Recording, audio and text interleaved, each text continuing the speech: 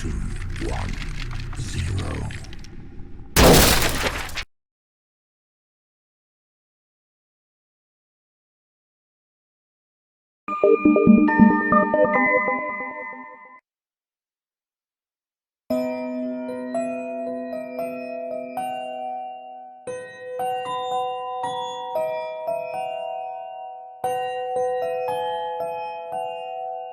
Thumbelina. There was once a woman who was very lonely and decided to go visit her friend, the fairy.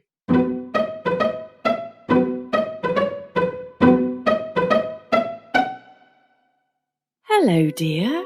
What brings you here? Dear fairy, I'm so lonely. I wish I had a little daughter, even if she was a teeny-weeny one. Well, you are a dear friend, so I will help you.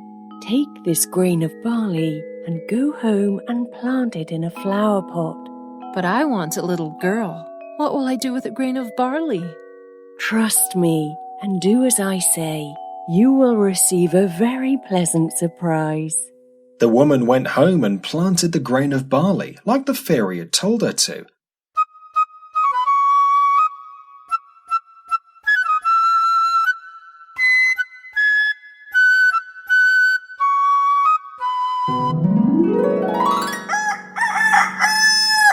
The next morning, she was amazed to see that the grain had grown into a beautiful flower resembling a tulip, with its soft petals still shut tight.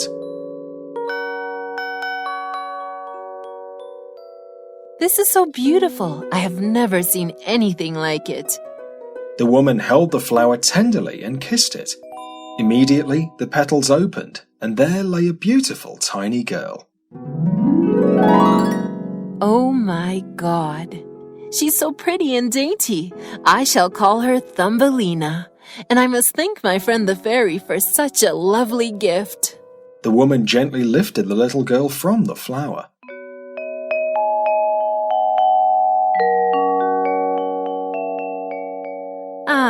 Now let me see how I can make her comfortable.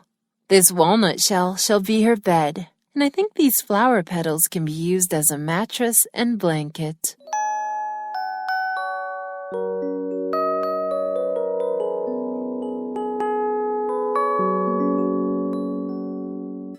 The woman placed Thumbelina on a tulip petal floating on a plate during the day.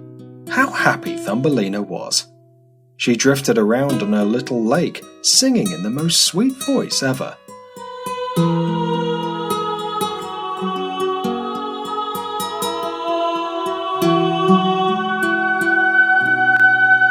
One night, when Thumbelina was fast asleep in her tiny walnut shell, a horrible-looking frog saw her from the window. Who is this tiny thing? She's so pretty. I think she will make a fine bride for my dear Toady and a very good daughter-in-law for me. The frog hopped inside and carried away the sleeping Thumbelina to the pond.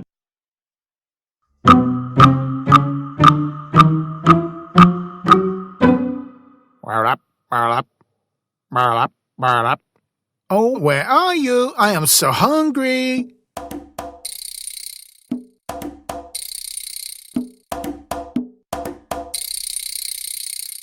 Stop complaining all the time. Look what I have brought for you. This beautiful creature will be the perfect bride for you. Croak, croak, croak, croak.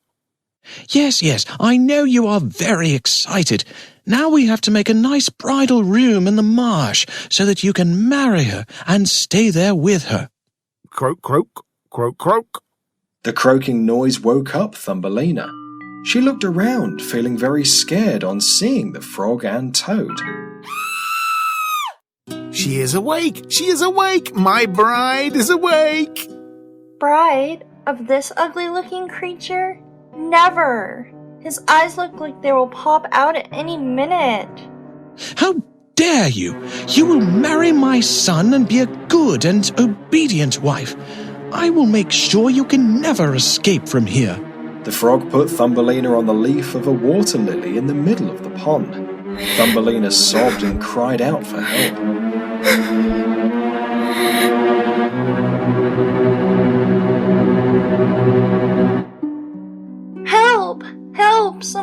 Please help me.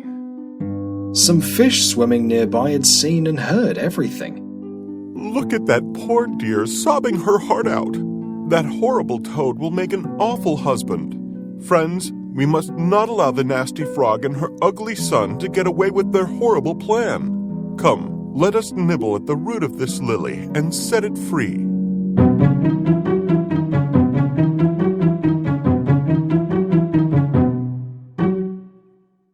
And so they nibbled and nibbled and nibbled, till the leaf of the lily was free and floated away. Thumbelina sailed past many beautiful places and saw many pretty sights.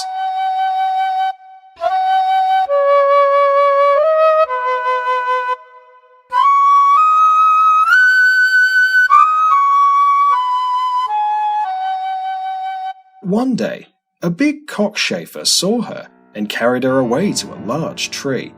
He was very proud of her and invited all his friends to come and have a look at her.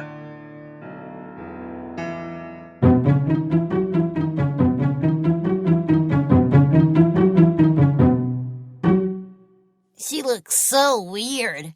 She's actually ugly. And she's not one of us. So how can you even think of marrying her? Are you out of your mind? When all his friends said the same thing, the cockchafer thought they might be right. So he put Thumbelina on the ground and flew away. Poor Thumbelina. She walked and walked in the wood, eating whatever she could find and drinking the dew on the flowers. Summer turned to autumn, and soon the bitter cold winter arrived.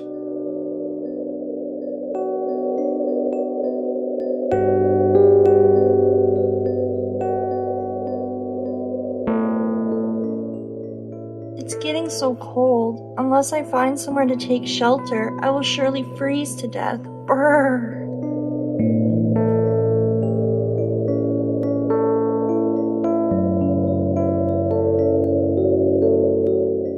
As Thumbelina was walking in a field, she suddenly came across a tiny door.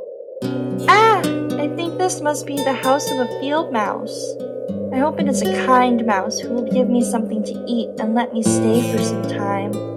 Thumbelina knocked on the door, and very soon it was opened by a mouse. I'm very hungry. Could you please give me something to eat? What are you doing out in the cold? Come in and warm yourself near the fire. You can share my dinner. I have some hot soup and cheese and bread. Thank you so much. You are so kind. Soon Thumbelina had eaten a nice meal prepared by the mouse, and feeling tired, she just wanted to sleep for some time. Your house is so warm and cozy. May I sleep here tonight?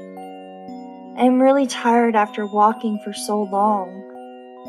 Well, if you have nowhere to go, you can certainly rest here. In fact, if you can keep my house neat and clean, you can stay here for the whole winter. Can you do that? Of course. Thank you so much.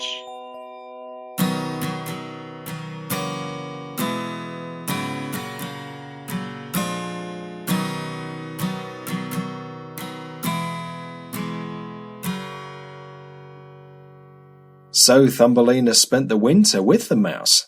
One day the mouse said to Thumbelina, Please clean the house very well, as I have a dear friend visiting me tomorrow. A friend? Is it another mouse? No, it's my good friend the mole. Oh, he is so rich. He has such a large home. You know what? I have a great idea.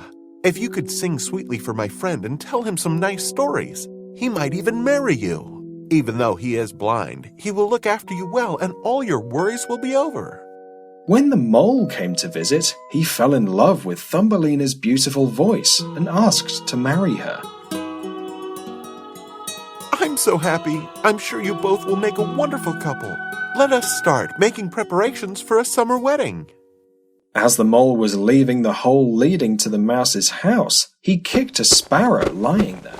Don't kick the poor little thing. Can't you see it's hurt? Where did this piece of filth come from? These pesky things keep flying all over and don't bother to make a home for winter. The sparrow deserves to die. Thumbelina was shocked at the mole's behavior. She couldn't imagine how anyone could be so cruel. Oh, you poor birdie. I will nurse you back to health. Though the mouse got angry, Thumbelina cared very lovingly for the sparrow till it was strong enough to fly away. As her wedding day was coming closer and closer, I can't marry that mole. I would rather die. Not only is he stupid and ugly, he is a total savage. And I can't imagine living all my life in a hole. I want to be out in the sun, breathe the fresh air, and see all the lovely flowers and birds. I have to escape from the mouse and the mole. Suddenly, Thumbelina heard a sound and looked up to see the sparrow she had looked after. My dear, you are a gentle and kind soul. That horrible mole does not deserve you. Winter is soon going to come and I am flying away to a warm land. Why don't you just hop onto my back and come with me? I will take you far away from the mole and the mouse. Thank you so much, dear friend. I have to escape from here. So Thumbelina jumped onto the sparrow's back, and away, away, away they flew to the beautiful land of flowers. Whee! This is so wonderful. The sparrow very gently put Thumbelina on the petal of a large yellow flower. Thumbelina was tired after a long journey and immediately fell asleep. The sparrow sat on a tree above, looking after her.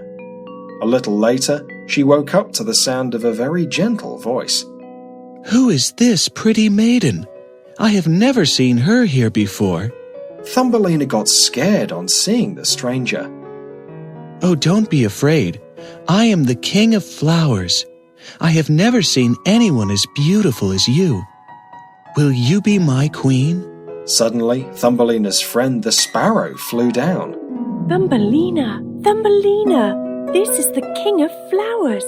He is a very, very kind man, and everyone here loves him, I know. So, my dear, what do you say? Will you be my wife? The king was so kind and handsome. How could Thumbelina refuse? And so she married the king and became the Queen of Flowers, living happily ever after.